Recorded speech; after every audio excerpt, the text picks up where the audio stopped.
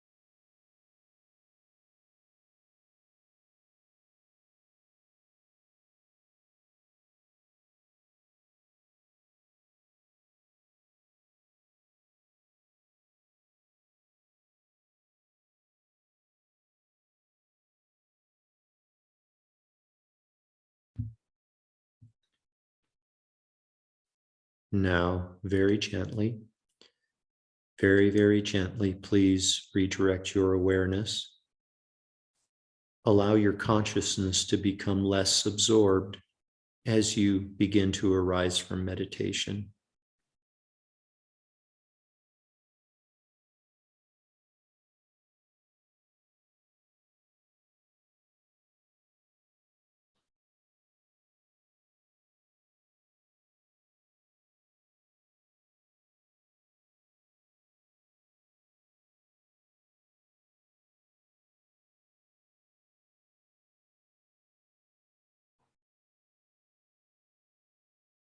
We dedicate all of the merit from this morning's meditation to world peace. May leaders of countries who are at odds with one another soon come to recognize that nothing is accomplished, nothing meaningful is accomplished with minds of anger and self-centeredness. Instead, may they resolve their differences with minds of patient acceptance, compassion, and wisdom. May we bring these qualities, patient acceptance, compassion, and wisdom, to disputes that we have in our own daily lives.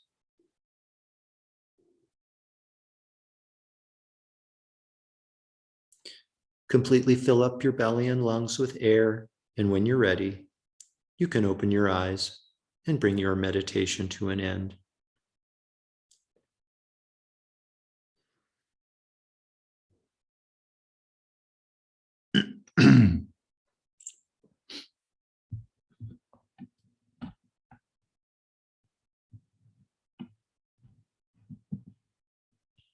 Welcome back, everyone.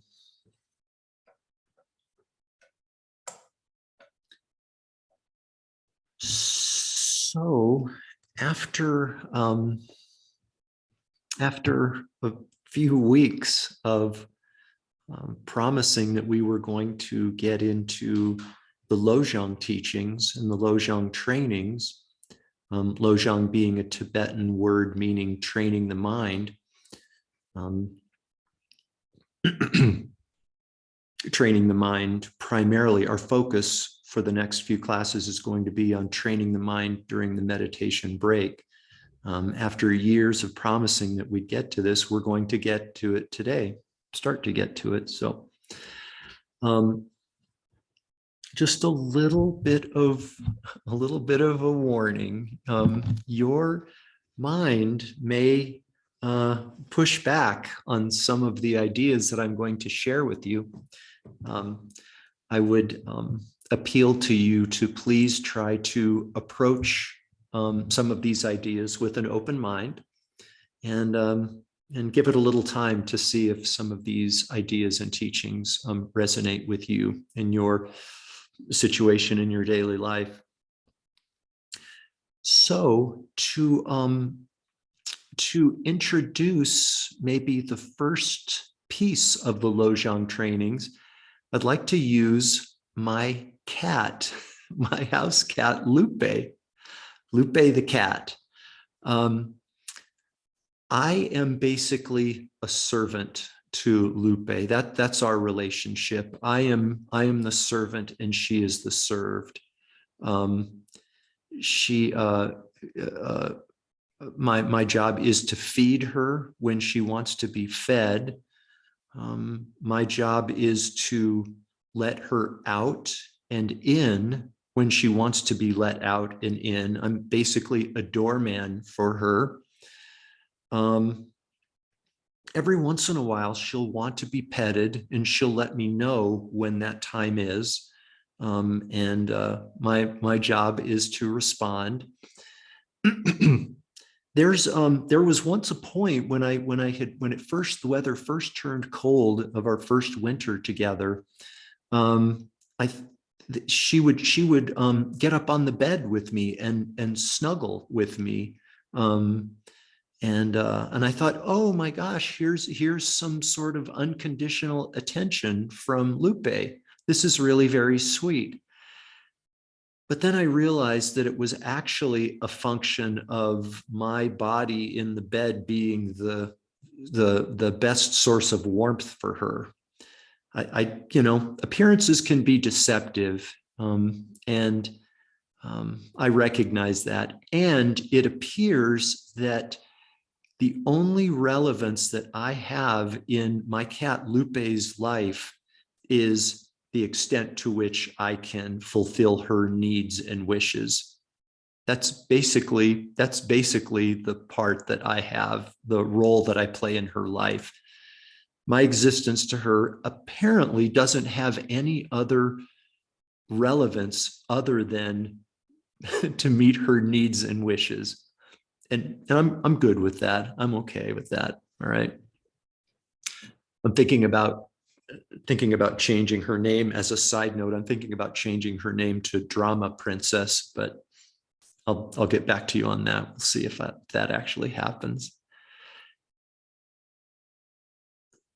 The Lojong teachings say that we live our lives in a very similar way to Lupe, the way that Lupe does to me.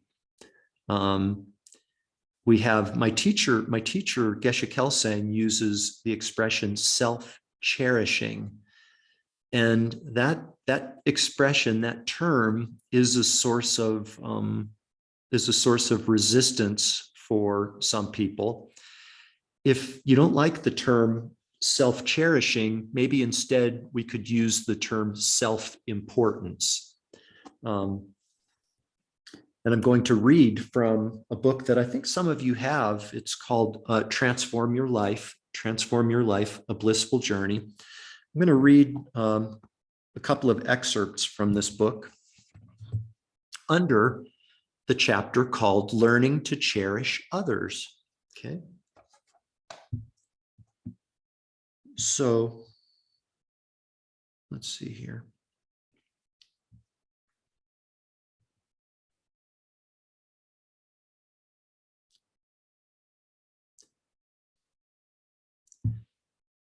And by the way, the antidote, you probably have picked up on this already, the antidote to self-cherishing or self-importance is cherishing others, making others' needs and wishes a priority, the priority.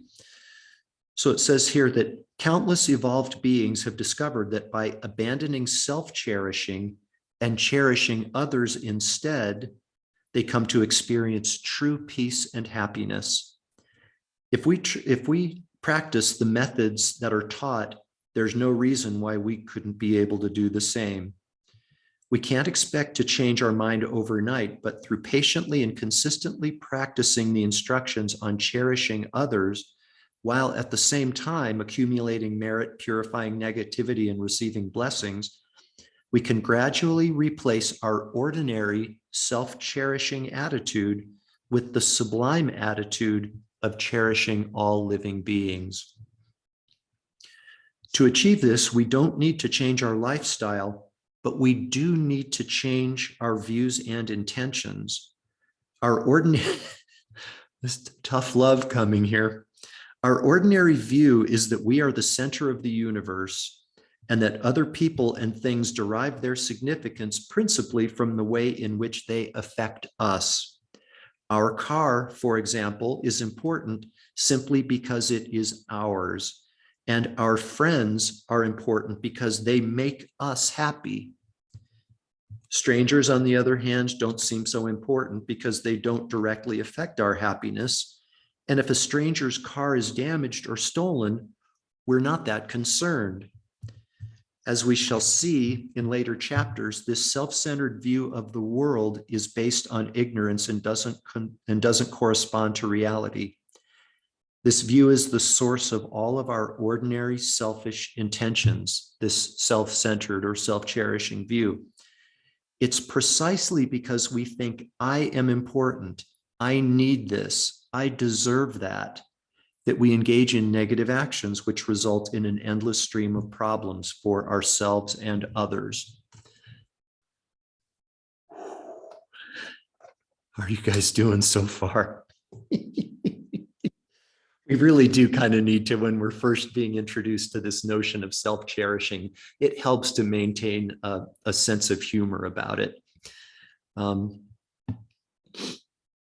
right, right. This view of self-importance, and keeping in mind that this is a way, this practice of abandoning self-cherishing and cherishing others is another technique or angle for us to start chipping away at this illusory sense of self, this made up idea of me and mine. It's so pervasive and so powerful that we need a number of different tools and a number of different practices to try to wake up to this illusion. And this is one of those. And it's this recognizing our self-cherishing tendency.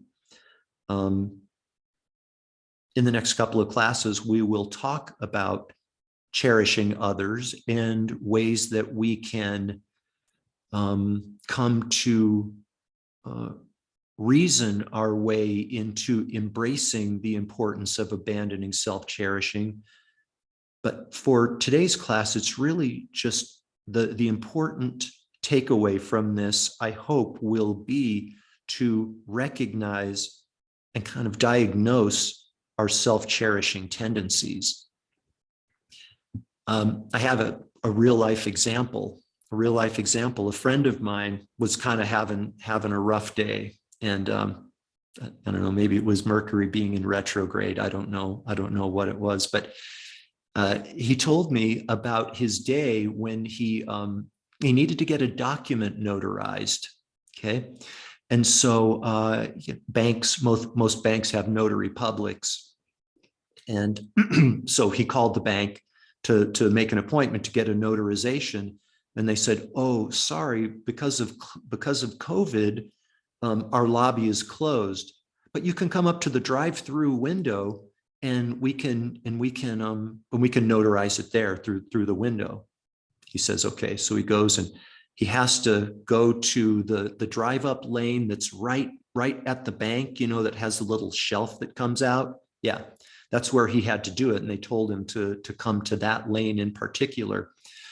So he tells me that he arrives at the bank and there's another car there in front of him. And so he waits and he waits and he waits for that car to move. Other lanes are open, but he has to be in the one closest to the bank. And so after 25 minutes, he tells me, the car moves and he pulls up and he gets his turn. And the teller, very friendly and accommodating, he explains that he needs to have this document notarized. And the attendant, the teller says, sure, just a minute, and leaves and goes away and is back for about gone for about 5 minutes, comes back and says, oh, sorry, we actually don't have a notary in the bank today. Sorry about that. And so, you know, my friend he tells me is, you know, the blood pressure is rising, he says.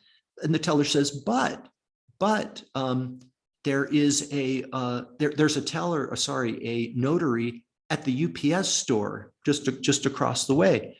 You can go over to the UPS store and get it notarized, no problem. So my friend tells me he goes over to the UPS store, parks, gets out, gets over, waits in another line at the UPS store to get his turn to get the notary. And good news, there's a notary there who can help him. And my friend tells me, I'm just sharing the story that he shared with me. My friend says that he gets his turn in line and the attendant that's helping him is the notary. And she starts having a conversation with one of her coworkers about something that happened the day before. And so my friend is like there waiting to be served on. And he tells me that the attendant is basically socializing with one of her coworkers. And like he's waiting there for another 5 minutes for her to finish socializing with her coworker so that she can help him. Finally, he gets his document notarized and is able to move on. And he was sharing with me how frustrating that was for him. The bank, them telling him they had a teller or a notary, but they didn't really, and then waiting in line and, and then going on to UPS and not getting the attention that he felt he so richly deserved. If we examine this story carefully, we will recognize that if there wasn't a sense of self-importance, my needs are important. My time is what matters here. This is about me. He wouldn't have suffered or experienced the stress. Now, really important to recognize, our job isn't to critique others, to identify and diagnose other people's self-cherishing or self-importance. It's about identifying and recognizing our own. So maybe your thing, what kind of triggers the pain of self-cherishing is waiting in line.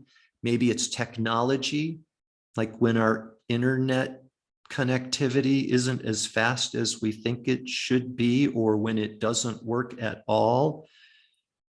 Telemarketers calling and taking, if we didn't have a sense of self-importance, these things wouldn't bother us.